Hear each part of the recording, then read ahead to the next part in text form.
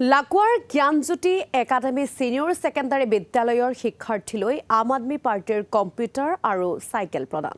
বান বিভীষিকাই তছনছ কৰা শিৱসাগৰ আৰু চৰাইদেউৰ বান বিধ্বস্ত বিদ্যালয়সমূহলৈ আপোনজনক সাহায্য।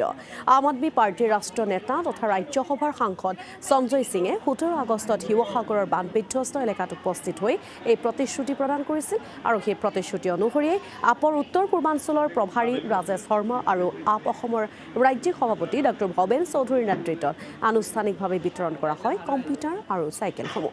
এই সহযোগিতাই বানত ক্ষতিগ্ৰস্ত ছাত্ৰ ছাত্ৰীৰ শিক্ষাৰ পথত অলপ হ'লেও সহায় হ'ব বুলি আশা প্ৰকাশ কৰিছে আম আদমি পাৰ্টিয়ে।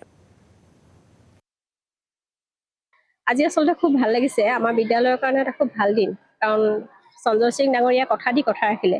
সেইদিনা তেখেতে কৈ থৈ গৈছিলে 10টা কম্পিউটাৰ দিব বুলি। আমি মানে এনেকুৱা কি হৈছে, বানপানী হোৱাৰ পাছৰ পৰাই বা বানপানী হোৱাৰ আগতো বহুত তেনেকুৱা নেতা পালি নেতা থাকে যিখিনিয়ে বিভিন্ন ধৰণৰ কথা দিয়ে। এবাৰতো এজনে 5 লাখ টকা দিম বুলি কৈ থৈ গৈছিলে ৰাজহুৱা মিটিঙত। 5 বছৰ ওপৰ হৈ গ'ল, 5 টকাও নাপালো। নামটো নকওঁ আৰু তেখেতৰ, তেতিয়া সেইখিনি সময়ত তেখেত আমাৰ মাহমৰা সমষ্টিৰ বিধায়ক আছিলে। কিন্তু আমাৰ লগত কোনো সম্পৰ্ক নথকাকৈ আমি ধৰক আপোনালোকে জানেই যে অসমত আম আদমি পাৰ্টি এতিয়ালৈকে বিশেষ একো হোৱা নাই, তথাপিতো তেখেত সেইদিনা হঠাৎ আহি কথা দি গ'ল যে 10টা কম্পিউটাৰ দিম বুলি। আজি 10টা কম্পিউটাৰ দি থৈ গৈছে।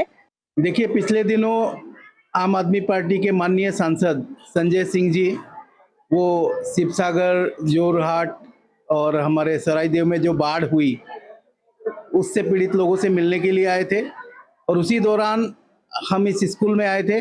और इस स्कूल में आने के बाद यहाँ के छात्रों ने, यहाँ के शिक्षिकाओं ने कहा कि हमारा कंप्यूटर सेक्शन पूरा बर्बाद हो गया, हमारी लेबोरेटरी ख़राब हो गई, हमारे लाइब्रेरी की किताबें पानी में बह गई। तो उसी समय संजय सिंह जी ने एक वादा किया था कि भाई मैं आप लोगों को 10 कंप्यूटर इस स्कूल में भेजूंगा। और आज उन्होंने हमारे ज़रिए अभी आम आदमी पार्टी की असम की टीम हमारी आई है और शिवसागर की टीम आई है। সঞ্জয় সিং ডাঙৰীয়াই যেতিয়া অসমৰ এই ভয়াৱহ বান পৰিস্থিতিৰ কথা গম পালে, তেতিয়া আমি তেওঁৰ লগত কমিউনিকেশ্যন হ'ল তেখেতৰ লগত। তেখেতে তেতিয়া অসমত বান পৰিস্থিতি চাবলৈ আহিলে। এইটো আমাৰ নেতা অৰবিন্দ কেজৰিৱালৰ জ্ঞাত। আহি তেওঁ ইয়াতে বিভিন্ন ঠাইত তেওঁ বোকা পানী গছকি আপোনালোকে বিভিন্ন সময়ত দেখিছে যে গছকি তেওঁ বিভিন্ন অঞ্চল তেওঁ পৰিভ্ৰমণ কৰিছে, কৰি য'ত যিমান পাৰে সাহায্য বিতৰণ কৰিছে।